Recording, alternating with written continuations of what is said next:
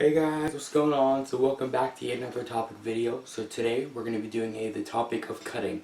I know people who do this, I know people who have done this, I know people who are healing from this process. And honestly this sorry.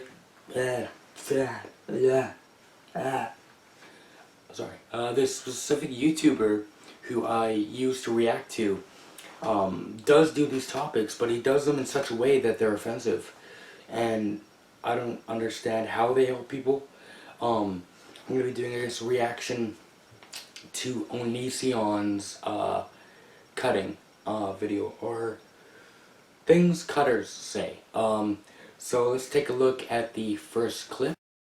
To yourself every night, this will be the last time. If you've said it's the last time more than once, you need to fucking institutionalize yourself, because you're obviously a danger to your own fucking self. Lock your motherfucking ass up and don't come out till you're fucking sane. Because when you're a danger to someone in society, including yourself, you don't belong in fucking society. Our society thrives off order and abiding by certain rules. When you're repeatedly physically harming a member of that society, you need to be fucking removed until you're safe to be around other people and yourself.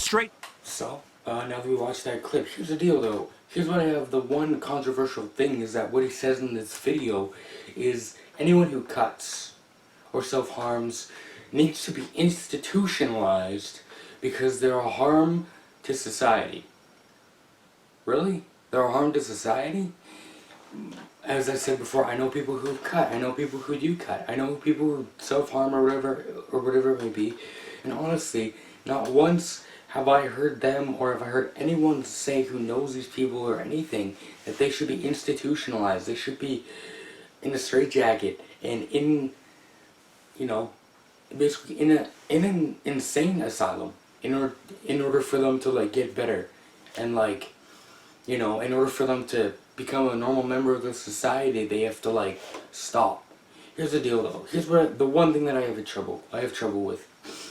Fact of the matter is people deal with different things people deal with different pain and different situations in different ways. Obviously cutting is one of those things that people use.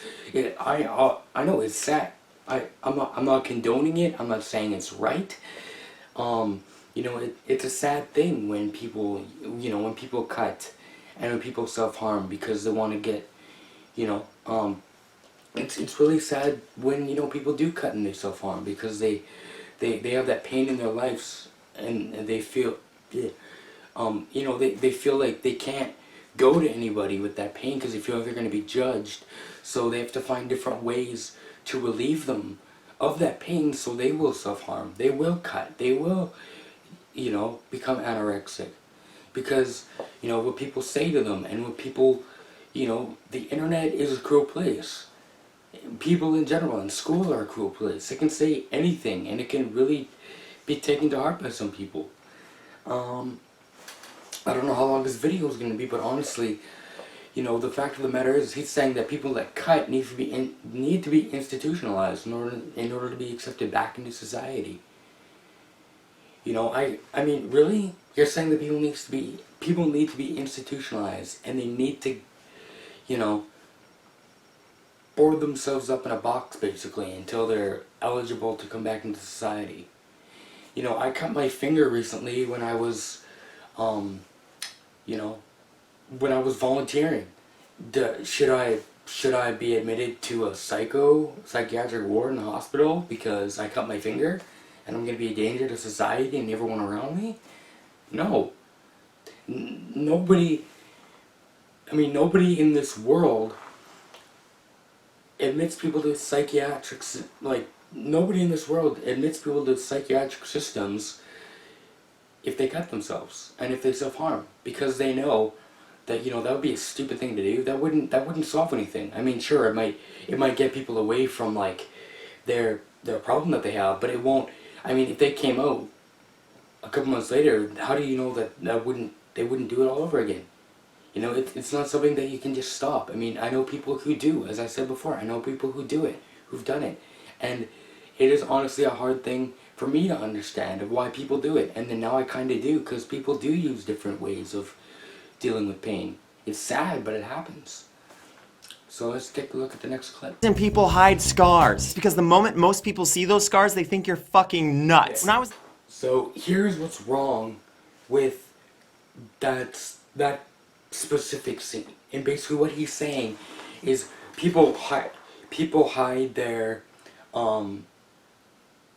people hide their insecurities and their and their self-harm or whatever it may be because what he's saying is people think that you're a freak. People think that you're weird and that you should be accepted into any part in the society, basically. You see, the problem that I have with that is that a lot of people do self-harm, and it's sad, but people do it, and they do they do cover up because they have that sense of shame and that sense of I don't want anyone else to see this. But honestly, if I were to I just saying in my part, people judge really easily. But I'm saying, in my personal experience, is that if I saw someone who had cuts on their arms or whatever, or if they cut or if they self-harm and I could physically see it, I wouldn't back away. I wouldn't leave them alone. I wouldn't outcast them from society. With me myself, I would talk to them. I would ask them why they're doing it. I would ask, what could I do to help? What could I do? Do you want me to? I could ask them. I know people in therapy, or I know people who deal with this type of thing, and they can help you. Or maybe it's people who, how do you even know? With these scars, they don't heal. Like, sure, they might physically heal, but there's still remnants of them on your arm or whatever it may be. And honestly, it could easily be you could see someone and their scars are healing, and if they've had enough of the self-harm and all that, and their lives are getting better.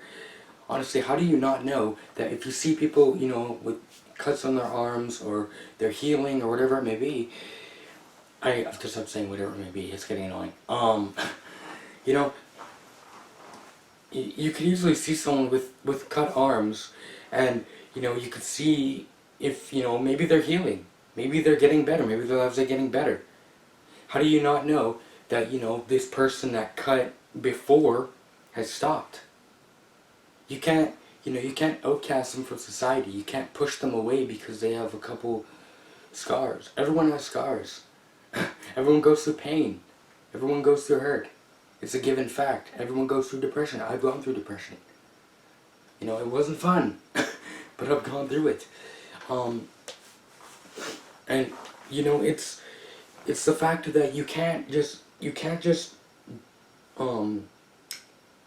outcast people from society because of the way they look, because they have a couple scars. And you can't tell people that they're not worth anything because they do things to themselves. Most times, I'm being completely honest here, most times people who cut and people who self-harm feel like they're not worth anything. Most people who cut and who self-harm, they have this mentality that they've been bullied, they've been maybe they've been raped, maybe they've been sexually assaulted or verbally assaulted, or whatever, and maybe people have told them you're not worth anything. Maybe people have told them that you're not good enough, and then they use cutting and they use self-harm in order to relieve that stress and that pain, and then they feel like, what, I'm not worth anything. And they don't need, I'm being honest when I say this, they don't need other people to look at them and say, well, you're cut and you self-harm, so you're not worth anything, and I'm just not gonna talk to you, I'm not gonna associate with you. That, in my opinion, that's wrong. Let's take a look at that. When I was in high school, I fell in love with a girl and we dated off and on for about 8 months. She later on joined the Air Force and she was kicked out of the fucking Air Force because they didn't think she was mentally stable due to the fact that she had so many fucking scars on her body. And you know what? They're fucking right. Who wants to go into combat and put their life in the hands of somebody who can't even protect themselves from themselves? Logic. I've got scars. Okay. I'm getting tired of this video, so I'm probably not going to review every single clip, but the one thing that I have that I'm pissed off about, honestly, I'm just saying that, is that, you know, his girlfriend, like, honestly, I mean, if I was a girl, I wouldn't date him. I'm just saying, because of his stupid opinions. I'm just gonna say this, the fact that, you know, people judge, as I said before, people judge too harshly today. And they will judge you before they know you. It's happened to me so many times. You know, I'm a public speaker, I'm a musician, and people judge me because of the way I look. You know, I struggle with acne. I've struggled with it since junior high. And, you know, people take one look at me and they judge me. You know, everyone judges people. But honestly, in a world that, you know, has that mentality of, well, you know, look at what they do with their life. Look at what they do. And look at what they've done. You know, look at what they've done with their lives. Look at what they do with their lives. Look at what they do, you know, in the pastime. Look at what they do with as a hobby. And, you know, this is why they're not worth it. You know, this is why I have to question every single motive they do. For instance, for me, myself, I'm a public speaker and I'm a musician. You know, whenever I speak in front of a crowd or a class, I do get questions. You know, I get questions. People ask, nobody asks me like in person, but I get a lot of stuff online of, you know, John, why do you speak? John, why do you think anyone cares what you say? Because they don't, you know, no one cares about you. You know, in a world like this, in today's society, that is prevalent. And the one thing that I have wrong with this is he was saying, hey man, it was good she was kicked out of the Air Force. It was good she didn't get in because she had scars. As I was saying before, you know, we judge too harshly. You know, and basically what he was saying is he was happy that she was kicked out of the Air Force and she couldn't join because she had scars. Really? You're happy about that? You're all ecstatic because, you know, what you're saying is that I'm happy she was kicked out of the Air Force because people who can't help themselves, you know, shouldn't be able to help this country, shouldn't be able to help our world. Really?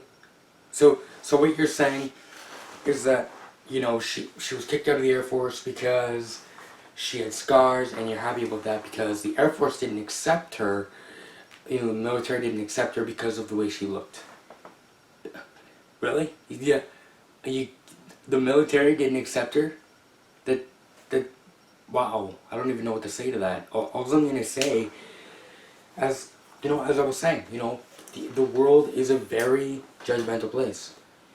And, you know, considering the fact that you were happy that she was kicked out because of the way she looked, sickens me. It sickens me. I'm just glad that you guys aren't dating anymore. Or married, for heaven's sake. I mean, that'll be the worst relationship ever. I'm just saying. You know, in saying that, I'm just gonna conclude with this. I don't really know half the stuff I'm talking about right now. But, you know, cutting is an issue, and honestly, if I'm not saying this because I condone it, and I'm not saying this because I like when people do this, but it's sad, as I said before, but people do use different ways of, you know, if an individual or people cannot, if they don't feel comfortable and they don't feel safe telling their loved ones or a boyfriend or a girlfriend or friends that, you know, they're going through stuff, you know, maybe they've been harassed, maybe they've been bullied, maybe they've been abused, and you know, for family or whoever it may be, and they feel as if, you know, going to someone, they're just gonna tell them that they're worthless. So what they do is they're gonna find an alternative, which is, you know, self-harm. A lot of people use self-harm as an alternative because they feel like they can't go to anyone to explain their problems because they feel like they're gonna be judged.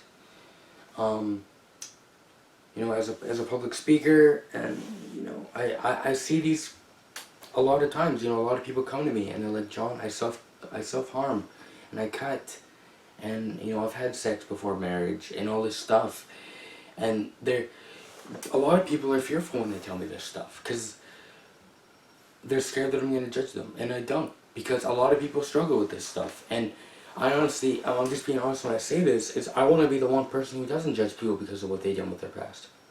I mean, yeah, in saying that, yeah, cutting is sad, cutting is wrong, but at the same time, you don't have the right to push people away because of what they look like.